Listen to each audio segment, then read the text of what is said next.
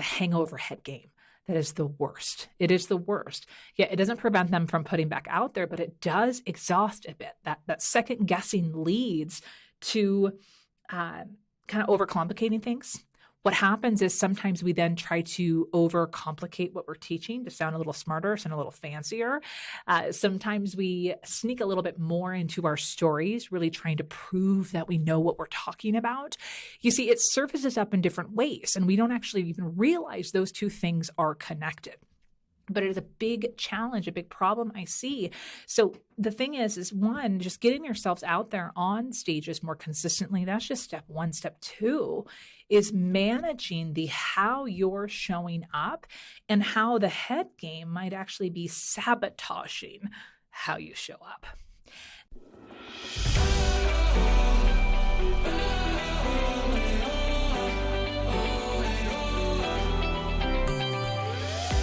This is the podcast for the entrepreneur who wants to make a big impact, who doesn't shy away from hard work, but also wants to enjoy life along the way. Hi, I'm Heather Sager, former executive turned entrepreneur, and I've spent the last 20 years working with premium brands on sales, marketing, and communication. And I've learned that when you become a magnet with your message, you only need a hint of hustle to achieve your goals. Get ready to be inspired and ignited each week with tangible strategies on sales, speaking, marketing, and so much more. This is the Hint of Hustle podcast. Let's go.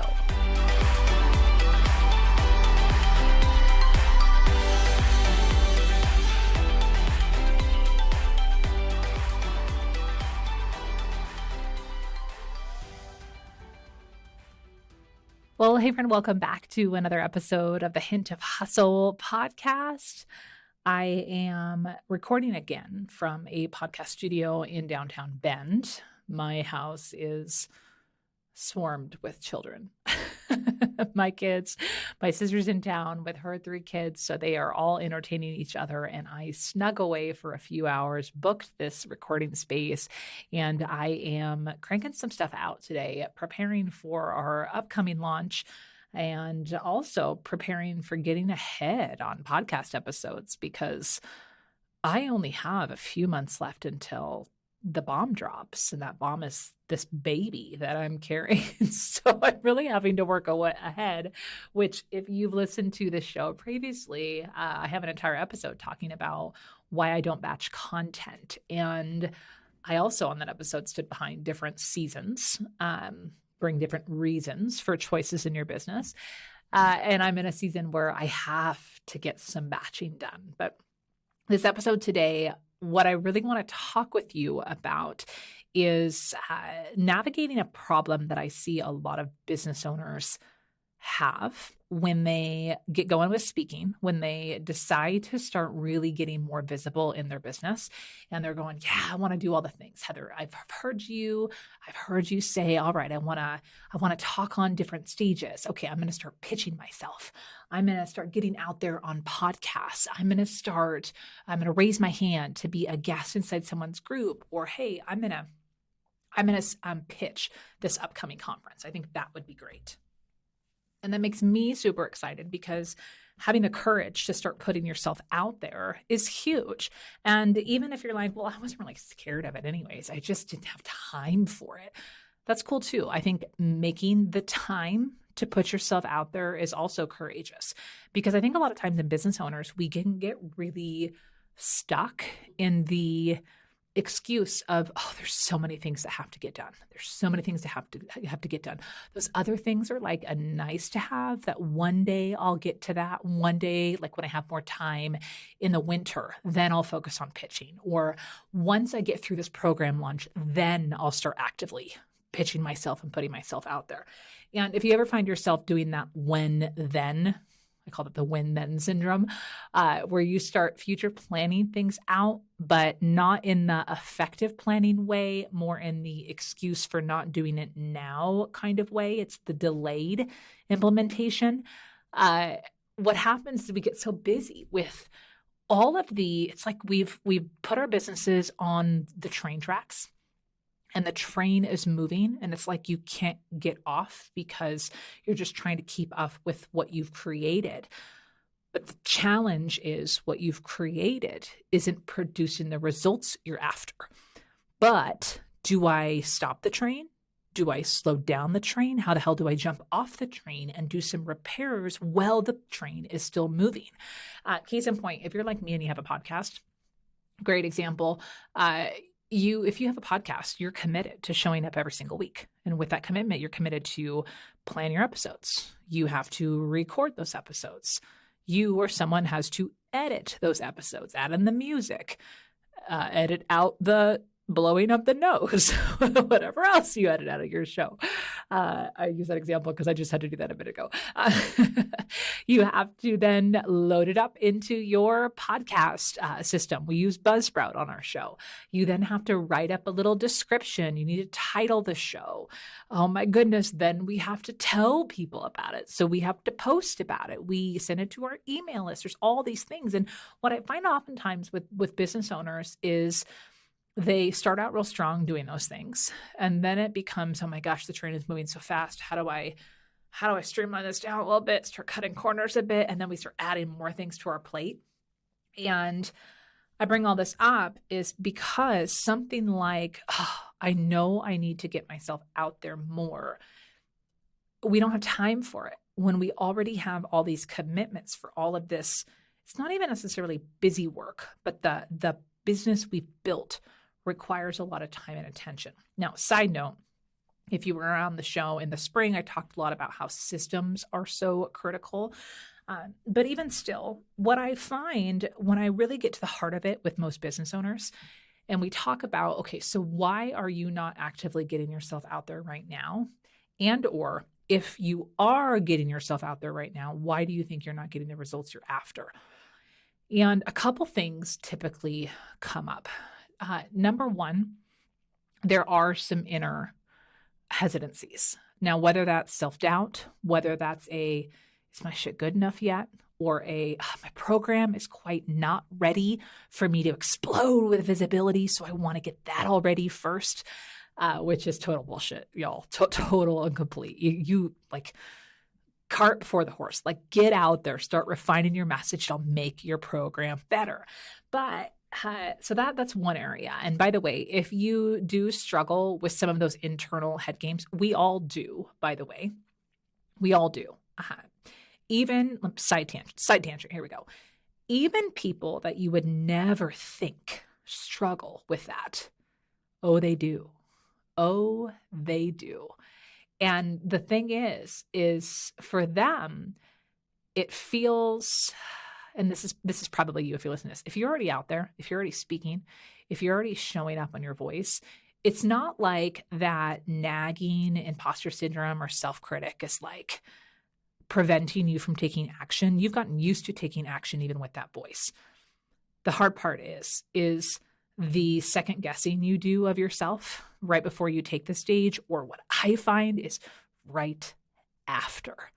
That is the worst. And it's hard to say that because I don't know if you're like me, I have a high when I get off stage. Like, it is an elated, like I'm a high. I'm like, yes, I'm so damn good. And then the hangover sits in, and it's a stage hangover. And it sits in where you start thinking and running the play-by-play back through your head. And then you start questioning, like, I thought it was good, but was it actually good? Was it actually effective? Wait, did that even make sense? And the hard part is when that inner loop is happening, it gets really judgy, hypercritical, and it often comes from a place of we don't know how to critique ourselves when it comes to communication skills, public speaking skills of any kind. And it's because our experience with critiquing is watching other people and judging, or back in speech class in high school counting ums, or like that kind of thing, right? So we don't know how to critique. So since we don't know how to effectively critique ourselves, we go for the jugular in those thoughts. I don't know if that's you. Like, I definitely have had that experience. And that's what I find a lot of times with my clients who are already out there speaking, is that it's the hangover head game. That is the worst. It is the worst. Yeah, it doesn't prevent them from putting back out there, but it does exhaust a bit. That second guessing leads to kind of overcomplicating things. What happens is sometimes we then try to overcomplicate what we're teaching to sound a little smarter, sound a little fancier.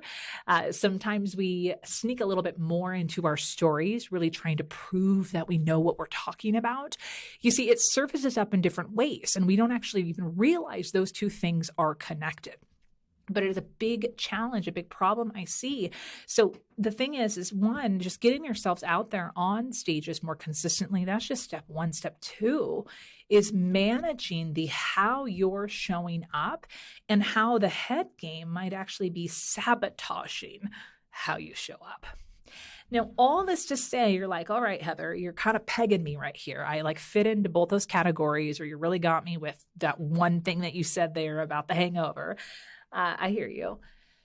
I struggled with this for years, and I just thought it was part of putting yourself out there. I just thought it was part of living that life where you were going to be on stages, or you were going to do public speaking or giving presentations.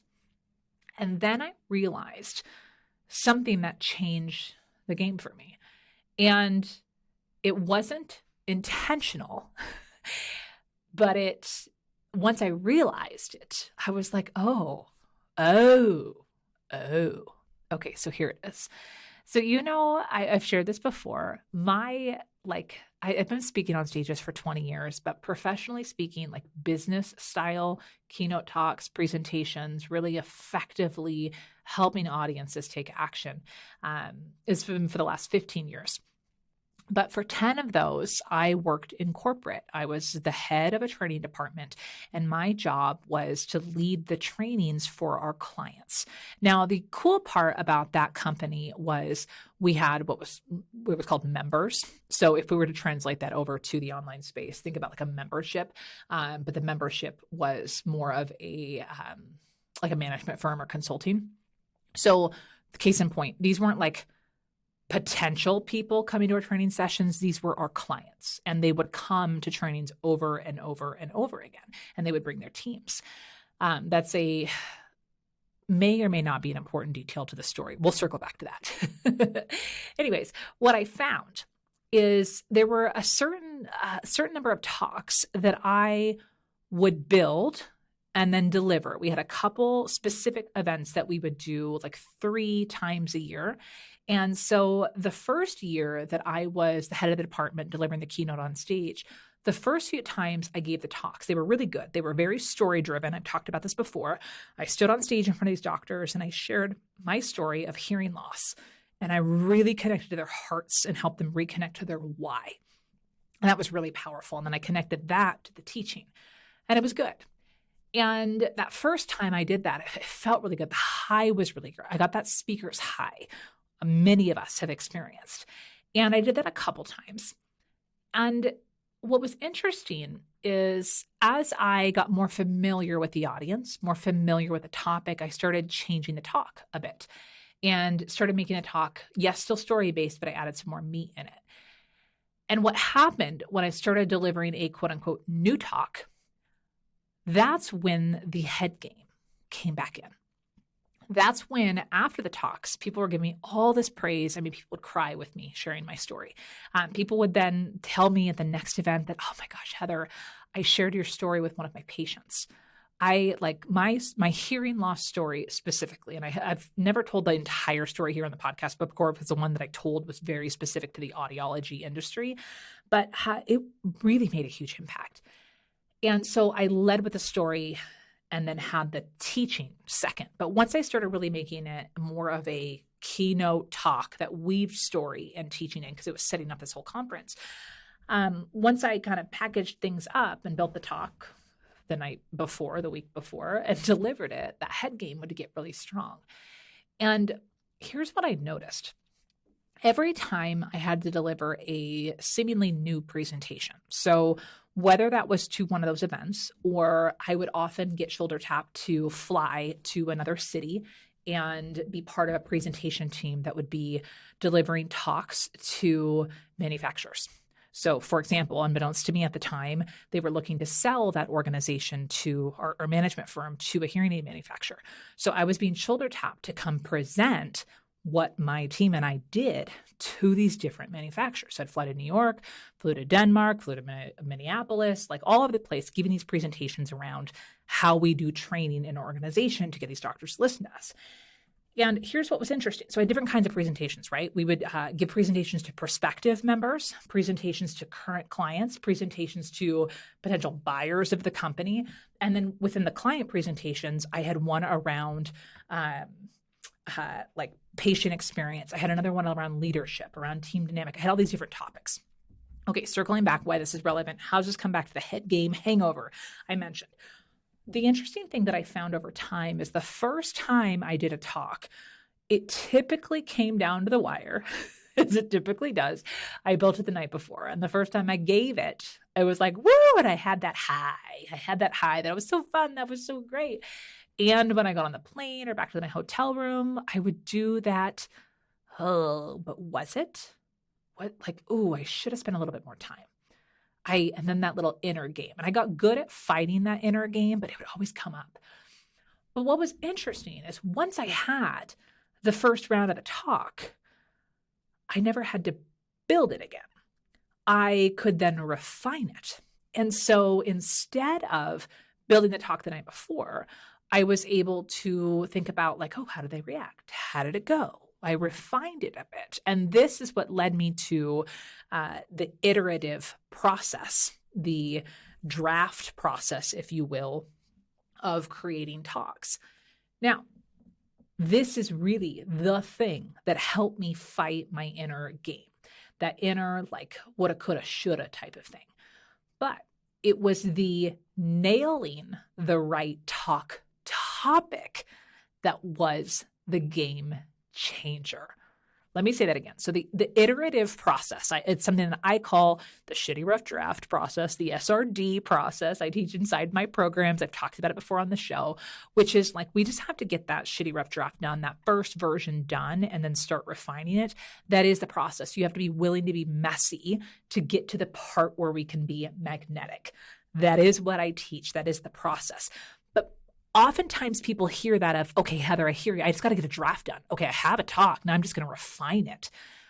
You see, I realized when I was telling people this, I was doing them a disservice because people would hear me go, I got to embrace the crappy rough draft process. I just got to like keep going. I just have to keep just testing it.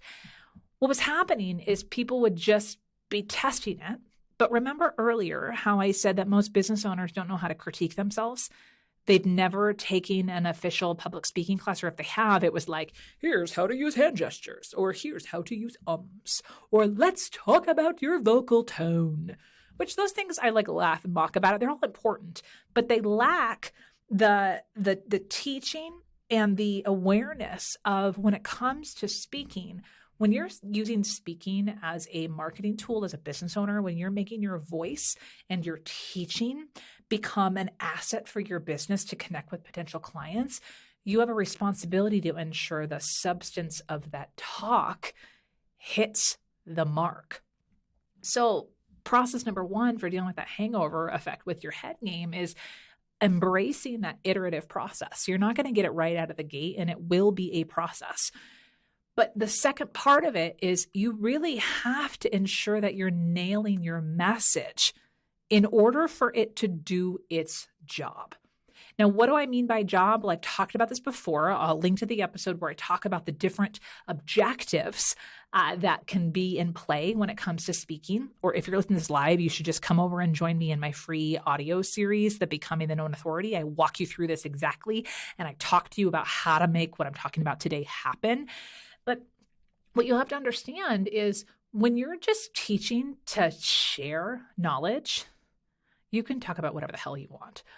But when you're teaching to create a true impact, which means you are able to monetize that and reap the rewards of your time on stage, and your audience also reaps the reward of hearing you and experiencing you on stage. They're not only inspired, they're ignited to take action, to see the world differently, to do something differently, to take action to help them get where they want to go. You see, when you want to make an impact, you have a responsibility to be more intentional and less flighty and less emotional and what's on the flavor of the week when it comes to your message. Now, it's probably going to be no surprise to you that I think the best way to do that is by having a signature talk. Now, I believe that every single expert must have a signature talk. Every expert must have a signature talk. And if you're creating an information business, right, whether you are selling courses or a membership, coaching services, maybe you're doing consulting, or you're doing one-on-one services, there is a thing that you do, and you do it really damn well. There's a reason why you do it. There's a reason why your audience needs you to do it. The reason why they need you and their help. Being able to package that up in a talk, AKA in a message that magnetizes your perfect fit client. Can you just think about it for a second? How much time would you save instead of chasing and trying to find clients and trying to reinvent the wheel or come up with what am I going to talk about? Or when a speaking opportunity comes your way, or you do say, hey, I'm really busy right now, but I should get out there a little bit more. If you had a go-to topic or a couple topics to grab from, don't you think you would kind of be like, I can't use the excuse if I'm too busy? If you knew what you would talk about, if you could just show up for a podcast interview and deliver your genius with confidence, knowing that these are the talking points you need to hit to serve your audience, knock their socks off, and know that it'll get you results in your business by driving your authority up, driving your leads up, and then ultimately driving your sales up. Wouldn't that be worth pausing for a hot second on writing your show notes or your newsletter or whatever it is that's on your cleaning out your Dropbox or whatever it is that's on your have to get it done list this week? So your signature talk it's not just about, it's going to be a bold statement. It's not just about speaking. It's not just about being confident on stage and what you're talking about. Your signature talk is a time saver, my friend, because how much time do you spend in your head spinning over and over going what should I post this week? What should I talk about this week? I want to pitch, but what topic should I do? I don't know if these are active things that you're thinking about, but they're delay tactics for why you're not out there in a bigger way. Instead, we're trying to figure out how do I become more effective at Reels? How do I, do we do hashtags? Is that a thing? Oh, no, we're using keywords. But do I put them in the caption? Do I put them in the post? Wait, okay, hold on. I need to start, Facebook groups are back, y'all. I need to start a Facebook group. Or, oh, wait, I'm hearing private podcasts are a thing. Let me do one of those. Heather did one. I should do one too. We keep chasing and Frogger hopping, thinking that we're going to find a strategy that's going to put us in front of our ideal person. But here's the thing. I'm old school in this way. I like tactics that are new and sexy and fun to try, but I stick with classic strategies that I know work. And I know above all, when you're an expert, when you show up and talk about your expertise in a super effective way that meets people where they are, that converts, and it converts very well. Now, the thing is what I have noticed. So I was recently modeling out, I'm making some changes to my frameworks in my business and just how I teach things. I've really learned so much these last 5-6 years. And how I'm talking about what I do right now is I help business owners message, market, and monetize their expertise. Those are my lanes. The message piece is okay, what are we talking about? How do we structure that message? How do we really get it right so it has the results you're looking for you and your business? That second piece around market, how do we market it? How do we get you on more stages? How do we package it up so that you're seen as that expert? How do we make sure that you look legit online, have that speaker page, that bio, all those pieces? How do we really build up your stage and get on other people's? And then monetize it. How do we connect all these efforts into actual profitability for your business? So how does it connect to your programs? How do you sell from the stage? How do you sell yourself as a speaker? How do you book consulting gigs on the back end? How do you effectively sell on the back end into your programs? All these things, those are my 3 lanes, and it's gotten really clear for me over the last 6 months. But what I noticed is people who do what I do, who teach speaking, or business coaches who teach visibility, they typically play in one of those three lanes where they talk about like I just knocked over my microphone. They tell you like, okay, build the talk, little checklist thing here. And where they really focus on like, let's market it. Let's get you out there. Let's make money. I'm going to teach you how to sell from the stage. I'm going to teach you how to like make all this stuff as a whatever speaker. And that's all well and great. And what happens is you're sold, like, here's the tried and true formulas and the strategies and then this to get out there. But you're still left with that same damn problem, which is, but am I talking about the right thing? And how do I do it in a way that stays in integrity, where I feel good about it, where I feel like I'm bringing my true heart, my true self. I'm not trying to hide between or behind NLP tactics or psychology phrasing to manipulate people, or that you're trying to like fit into a script because you think you have to. I find that the people who teach the business side of speaking really lack on the effective how to craft a presentation that gets you results and makes your audience feel so delighted and just so thrilled that they were able to hear you, both from an inspiration perspective, but also from an impact, because it lives on with them and they take it with them and do something with it, right?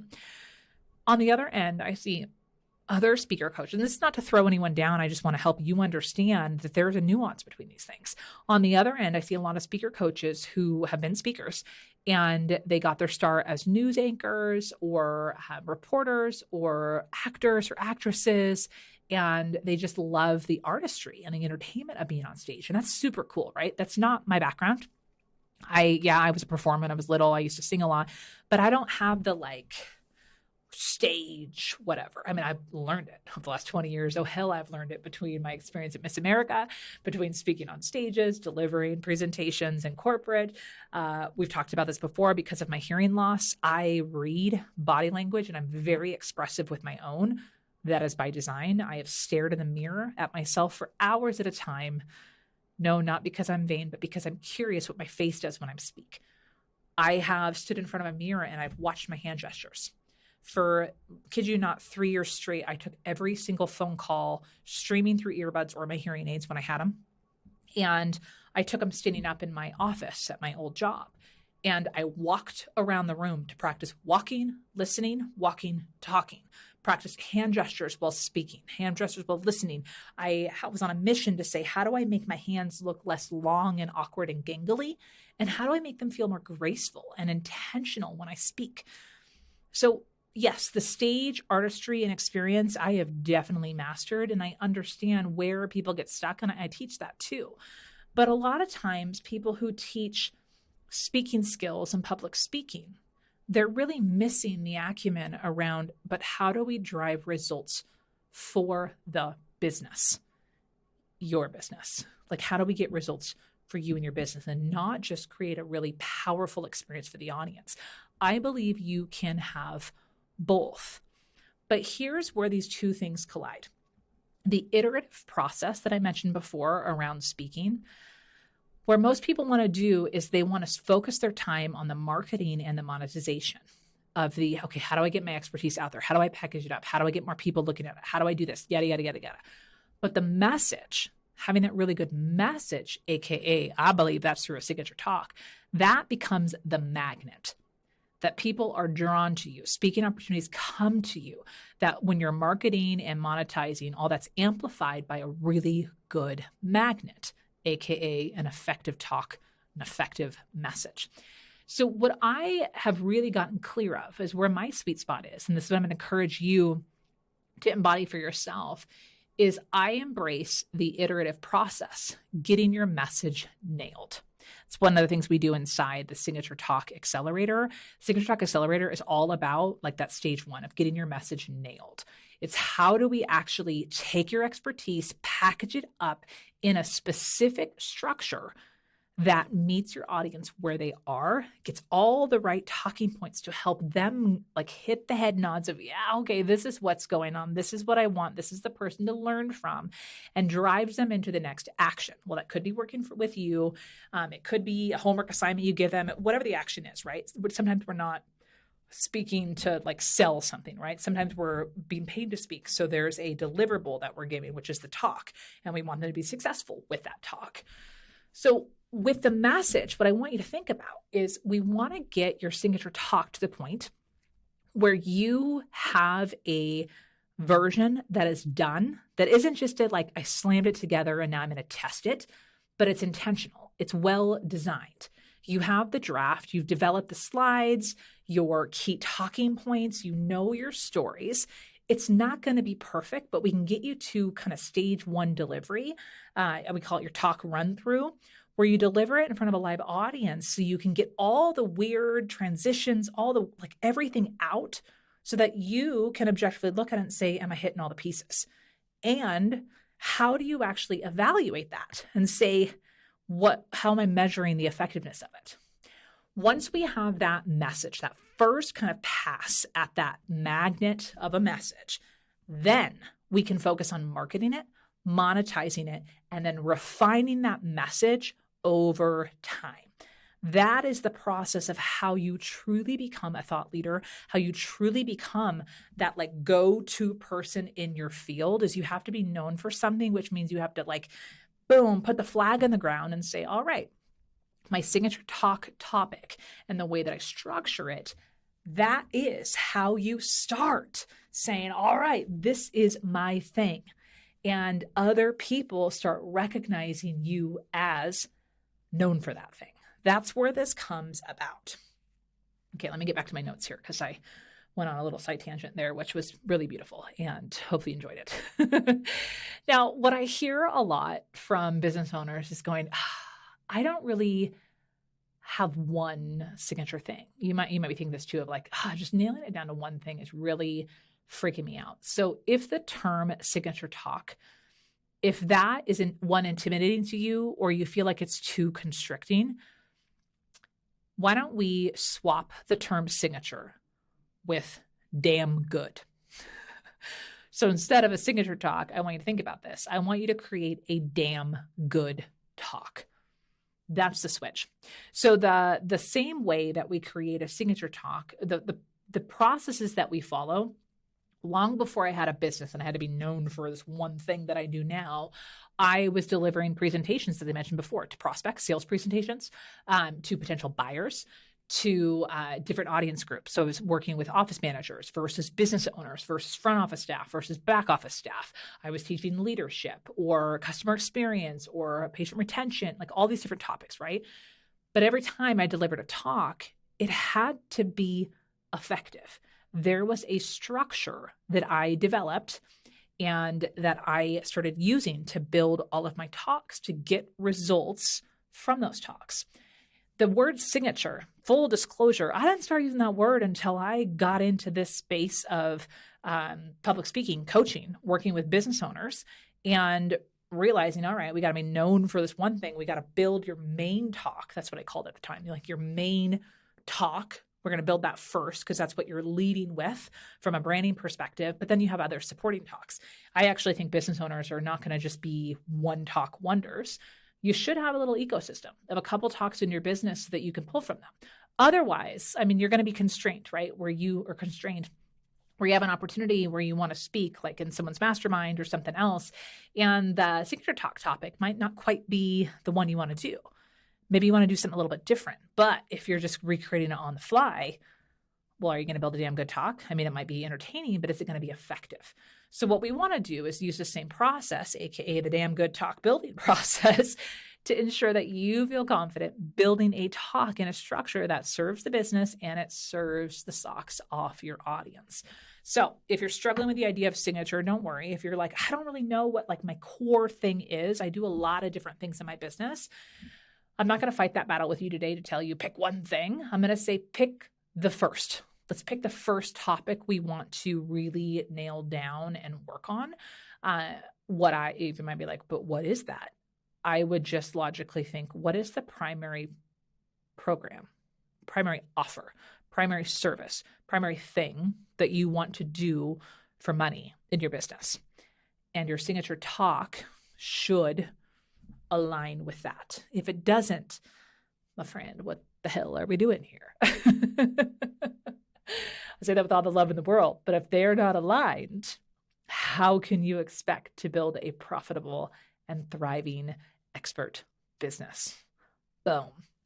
Okay, so we're going to forget the term like signature, like don't put that pressure on yourself. If that's just like feels like too much or you're not at that point yet, just swap it out with damn good talk.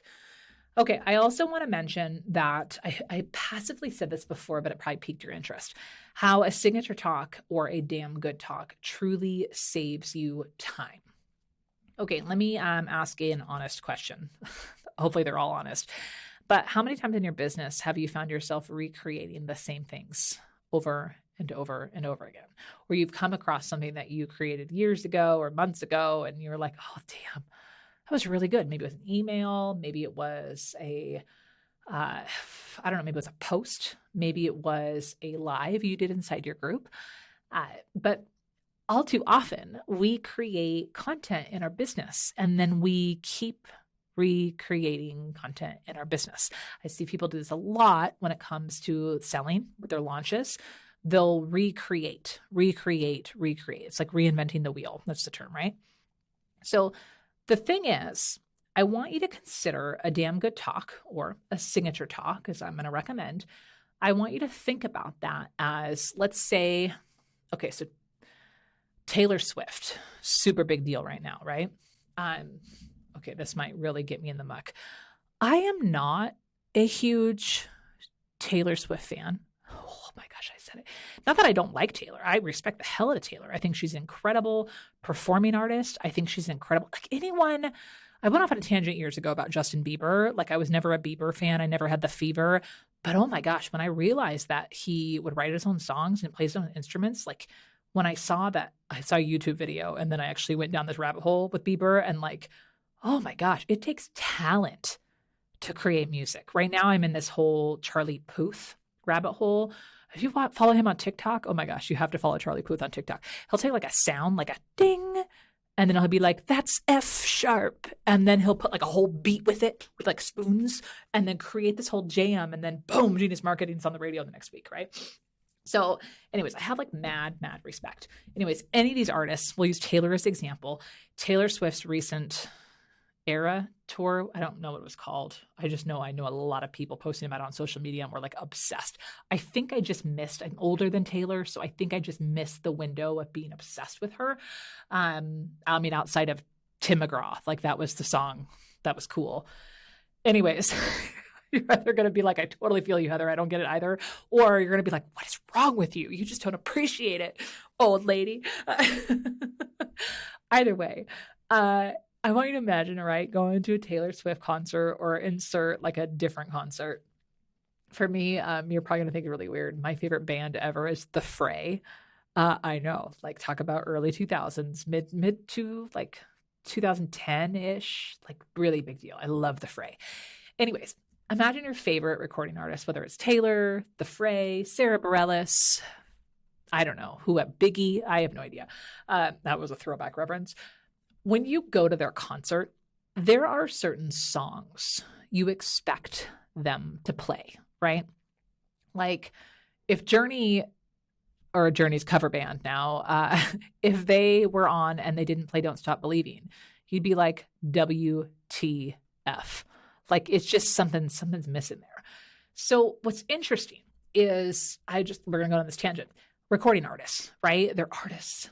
They want to express themselves. Every album has their like one expressive song that's like super, they love and they really like, they're really precious with it, but it didn't get picked up the radio. It's not like, it doesn't hit the recipe of like a top performing song. It's just not going to work, right? So while they can love it, at the end of the day, there's actually a formula. I know, here we go. A formula when it comes to music around what's going to make a hit song, what's going to make a top 10 song, what's going to make a money-making song.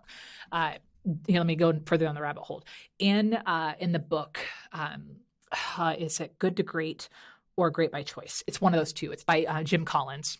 He was a keynote speaker at one of my conferences years ago. I remember bringing him in. It was super cool. We used his book, Great by Choice. Blue cover. It's amazing. Anyways, he talks about inside that book something called the hedgehog effect. And he talks about how what's really important for businesses to stick around through the test of time is they have to master three things. He's got a Venn diagram, and the circle is the hedgehog effect. And it's like what's their 1X factor? And in the book, they use the example, or I can't remember if he used this example or I used this example in my teachings later after that conference. So either way, this was a mind meld, Jim Collins. The three circles are what you're deeply passionate about. This is him. What you can be the best at in the world, and what drives your economic engine. So those are the three things that have to go there. What you're deeply passionate about, what you can be the best at in the world, and what drives your economic engine. Okay, why does this matter? Coming back to the musical artist, and then we're going to come back to you. The example that I used to use, again, I don't know if this came from the book or I mind melded with Jim, first name basis. Think about a struggling artist, right? Let's imagine Taylor Swift just wanted to write songs from her heart. She was deeply passionate about it, and she could be the best one in the world. But if she didn't have a way to drive her economic engine, AKA songs that a recording studio would be like, hell yeah, we want to buy that. And then we want to because it'll get hits on the radio. These companies don't make money for just heartfelt songs, right? This is where you have your struggling, starving artists playing music on the side of the road because they just want to do what they're passionate about. It doesn't matter how good they are. If they don't have a way to monetize it and make money, what are we doing here? Now with Taylor, so knowing that economic engine, and this is for any recording artist. Who's that dude? There was another person that I could think of. They had the show on TV. It was last year or the year before, where they had songwriters come on. It was kind of like The Voice, but it was for songwriters. They have songwriters come on and pitch their songs. And who's that guy's name? You ever have it happen? You know the name of it. You probably don't know what I'm talking about, or maybe you do. Anyways, he's like a magician at hearing a song and being like, that at this beat, at this hook, at this piece here. He starts putting in these magic ingredients that turns a song from good into a hit song. He knows what it takes to drive top hit songs. That name's going to come to me as soon as I'm done recording. Anyways, coming back to it is, if you really want to be effective at not only just talking about things, having that thing make you money, you have to be really clear around what's driving your economic engine, which is what do you make money from, but also what sells. What do people expect? What do people want? What do people pay for? So coming back to this example, your signature talk or your damn good talk, another way to look at it is this talk is filled with your greatest hits. These are the messages or the chords, if you want to call it, if you're a musician, that you have to hit in order for your stuff to stick. People expect these, and they may not expect it because they're not going to know what your content is, right? But these are the drivers that really make your talk and your message work. And the more that we get that first draft done, right, where we have kind of okay, this is what's going here, but then we test it out. We start marketing, monetizing, and refining it to really ensure that your best of is your greatest of all time best of. But where does that come back to saving you time? Well, my friend, if you know what messages are your greatest hits, what phrases, what mistakes, what internal battles your person's having, what objections, what yeah buts, these are all things we kind of do inside that talk structure I've talked about before.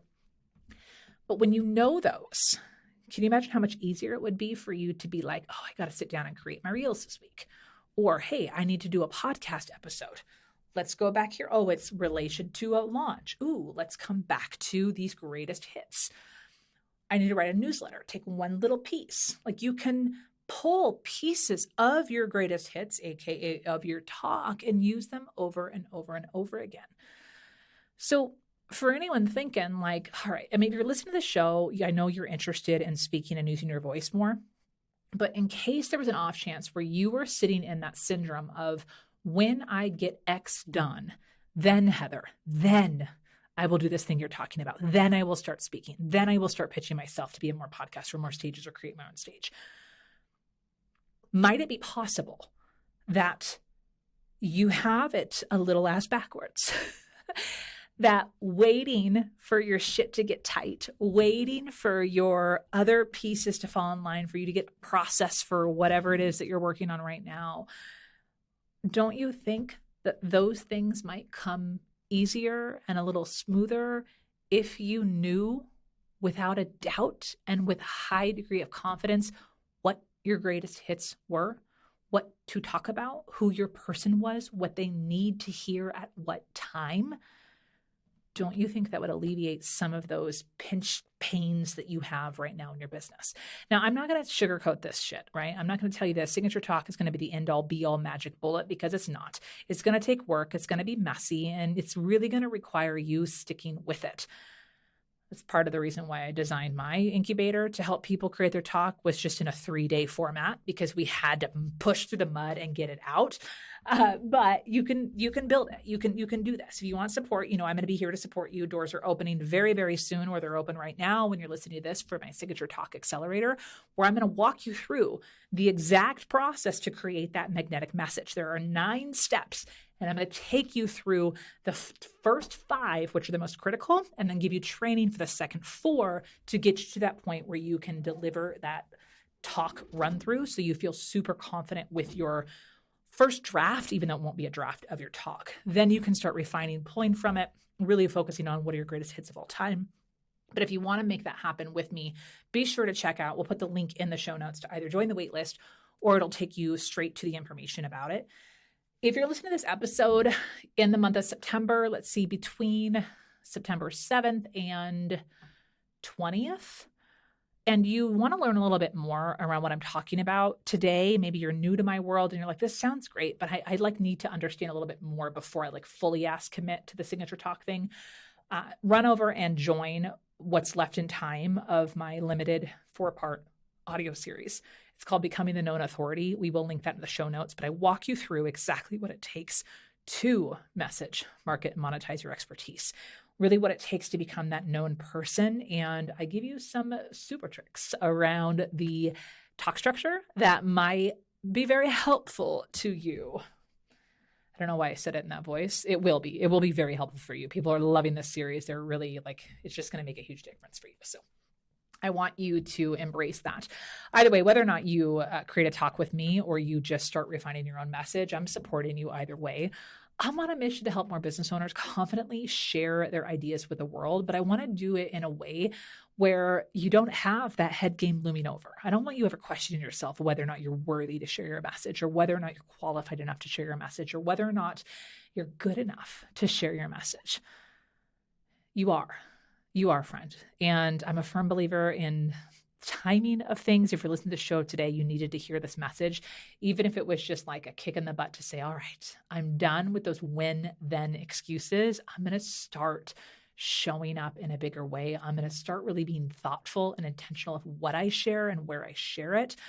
If you want to do that through a Signature Talk, I hope today's episode helped you start thinking about that in a good way, help you get excited about a damn good talk. Here's a couple ways you can take it a little bit further.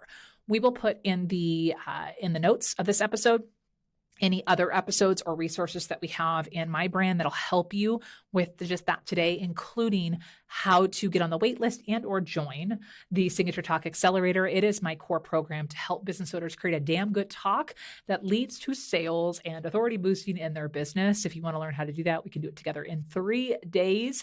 The last live round of the Accelerator will be happening in October. Enrollment happens in September. You got to be signed up. I won't be teaching it live again for quite some time, friend, because baby Sager is nearing arrival in the world, and I'm going to be taking some time off from live launching and live program support. So this will be your last chance to work with me for quite a while. So if you've been on the fence wondering, this would be the time to jump in. Otherwise, if you're listening to this later and you're like, damn, I missed it, head to wherever you're listening to this, go to the show notes, little description there, find the link, because there will be some resources for how we can continue to support you. For now, I want you to keep moving. I want you to pay attention, because next week's episode is going to be super good. I have a guest coming in. I'm going to hold off to surprise you with what that is.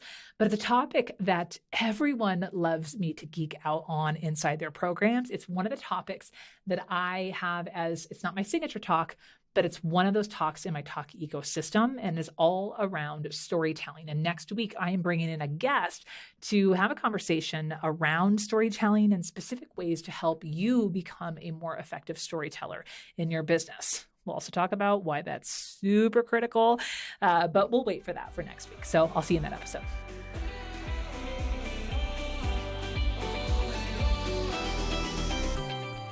Thanks for listening to another episode of the Hint of Hustle podcast. If you're in a season of hustle, consider this the permission slip you didn't need to take a beat. Go on a walk, stretch, call a friend, go reheat that coffee for the 4th time and actually drink it. Because those big dreams you're chasing, they require the best version of you. And if those goals include expanding your audience, establishing your industry credibility, and selling your premium price programs, the best way to tackle this is through speaking. Your voice is your best brand asset, and we'll teach you how to use it as a marketing tool. Head on over to thespeakercode.com/start, and I'll see you there.